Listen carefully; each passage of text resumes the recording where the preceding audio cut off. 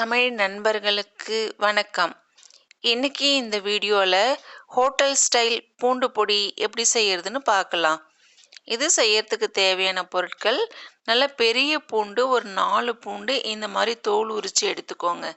கூடவே ஒரு 100 கிராம் பொட்டுக்கடலை எடுத்துக்கோங்க. ஒரு 100 கிராம் காஞ்ச மிளகாய் எடுத்துக்கோங்க. இதை காம்பு கிள்ளி எடுத்துக்கோங்க. கல்லுப்பு தேவையான அளவுக்கு எடுத்துக்கலாம்.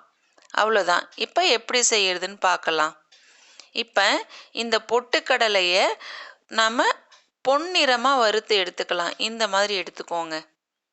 மிளகாயை காம்பை மட்டும் கிள்ளிட்டு கொஞ்சமாக எண்ணெய் விட்டு இந்த மாதிரி வறுத்து எடுத்துக்கோங்க. இதை நல்லா ஆற விட்டுறலாம். இது நல்லா ஆறினதுக்கு அப்புறம் ஒரு மிக்ஸி ஜாரில் முதல்ல நம்ம காஞ்ச மிளகாயை மட்டும் அரைச்சி எடுத்துக்கலாம். இந்த மிளகாய் நல்லா ஆறுனதுக்கு அப்புறம் அரைச்சிக்கங்க. இந்த மாதிரி கொஞ்சம் கொரன்னு அரைச்சி எடுத்துக்கங்க. அந்த மிளகாயோட விதை மட்டும் கொஞ்சம் மசிஞ்ச மாதிரி இருக்கும் பாருங்க. இப்போ நாம உரிச்சு வச்சிருக்க பூண்டையும் இது கூட சேர்த்துக்கலாம்.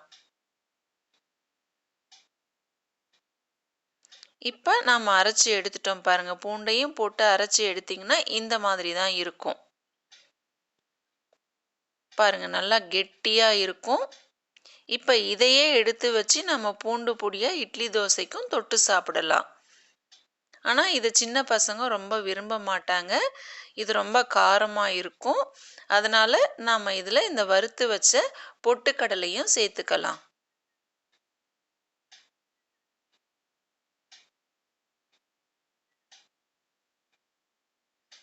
இது கூடவே நாம் எடுத்து வச்சிருக்க கல்லுப்பையும் சேர்த்துக்கலாம். உப்பு தேவைக்கேற்ப போட்டுக்கலாம். இதை இப்போ நம்ம மிக்சியில் அரைக்கலாம். பாருங்க, நான் அரைச்சி எடுத்திருக்கேன். இதே மாதிரி தான் இருக்கும் பாருங்க. ரொம்ப சுவையாக இருக்கும். இந்த பொடியை நம்ம இட்லி தோசைக்கு தொட்டு சாப்பிடலாம். சாதத்துக்கு போட்டு நெய் போட்டு சாப்பிடலாம். ரொம்ப டேஸ்டாக இருக்கும். பூண்டு உடம்புக்கு ரொம்ப நல்லது. பசங்க பூண்டு பொடி சாப்பிடவே மாட்டாங்க.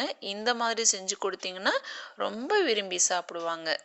சூடான சாதத்தில் இதை நம்ம போட்டு இதுக்கு நெய் போட்டு சாப்பிட்டோன்னா ரொம்ப நல்லாயிருக்கும். நம்ம ஹோட்டலில் தான் பொதுவாக இதை பார்த்துருப்போம். நம்ம வீட்டிலையே ரொம்ப ஈஸியாக செய்யலாம். நீங்களும் செஞ்சு பாருங்கள்.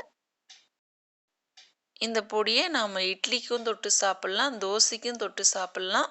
இதை நீங்களும் செஞ்சு பாருங்கள். வேற ஒரு ரெசிபியோடு நான் உங்களை சந்திக்கிறேன். நன்றி.